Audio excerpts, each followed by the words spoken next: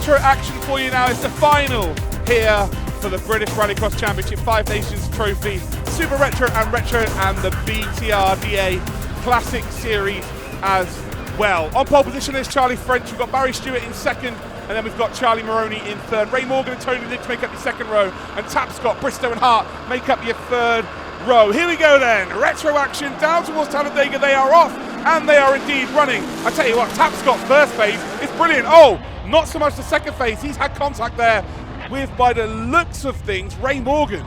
Yeah, definitely, Ray Morgan and him had a bit of contact. Oh, mistake there from Barry Stewart. He's going to drop down to fourth position. Barry Stewart's going to go from second down to fourth, and that is going to free up Tony Lynch. So Tony Lynch has beautifully positioned himself to move up to second spot. Charlie Maroney is going to be in third position as they come through the Devil's Elbow for the very first time. And actually there might be a move here potentially from Maroney. Maroney sends it up towards the North Bend.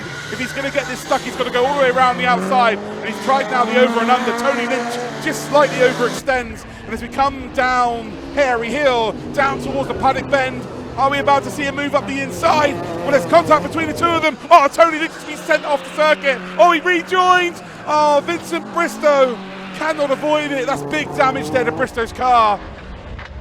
And it remains to be seen whether that's going to affect his race performance. But Vincent Bristow just could not avoid that.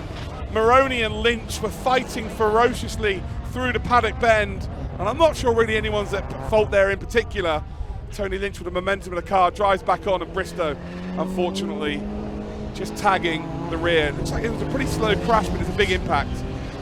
Through the Devil's Elbow for the second time, then Maroney now gifted P2.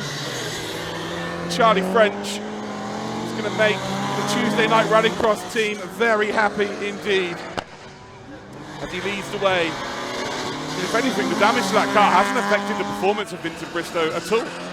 If anything, it's made the car wider, harder to overtake. A bit of weight shedding as well, should be lighter. So maybe Vincent Bristow has figured out a plan.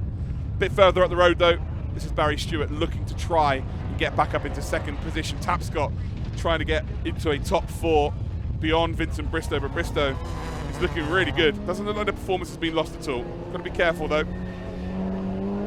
You do not want that big piece of bodywork to go under the car and rip something from underneath the car and ultimately end your race.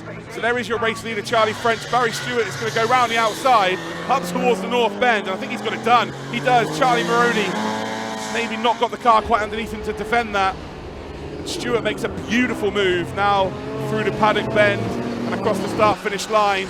Is there the potential for a battle for the lead? Lovely drone footage as we head down towards Talladega once again.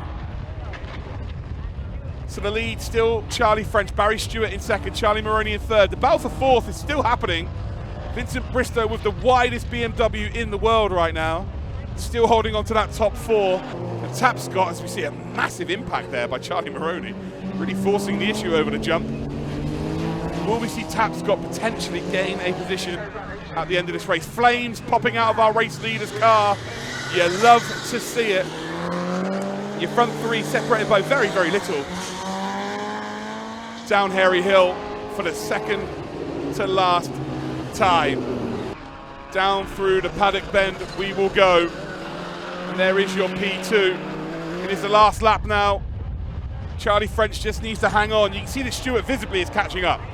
The gap is getting smaller. Is that because Charlie French is just making sure he wins this race, not pushing too much, taking a bit of time off his lap times? Or is it because we've got Barry Stewart absolutely pushing?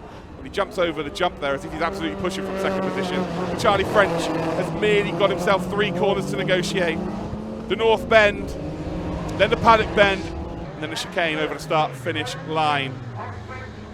Doesn't be too aggressive towards the apex. Barry Stewart is very close. That Porsche 911 is getting bigger and bigger in the rearview mirror of our race leader, but it's not quite going to be enough. As we come through the Paddock Bend, it is going to be a win and an extension to his championship lead for Charlie French. Barry Stewart is going to come across the line in second. Charlie Maroney is going to finish in third position, but win his championship race overall. And it looks like Tapscott may be about to get fourth position. So where is Vincent Bristow? I wonder if he succumbed to the car injuries from earlier on with that clash with Tony Lynch. There is Tony Lynch actually. And then a little bit further back is Simon Hart. So I think Tony Lynch is going to take P5 here. You can see that where the impact has hurt the rear of that car. Where is it? Well, there's Vincent Bristow over there on the other side of the circuit, so he did succumb to the injuries. It's not going to be a problem for Charlie French though. He's celebrating, and that is a race victory and a championship lead extension.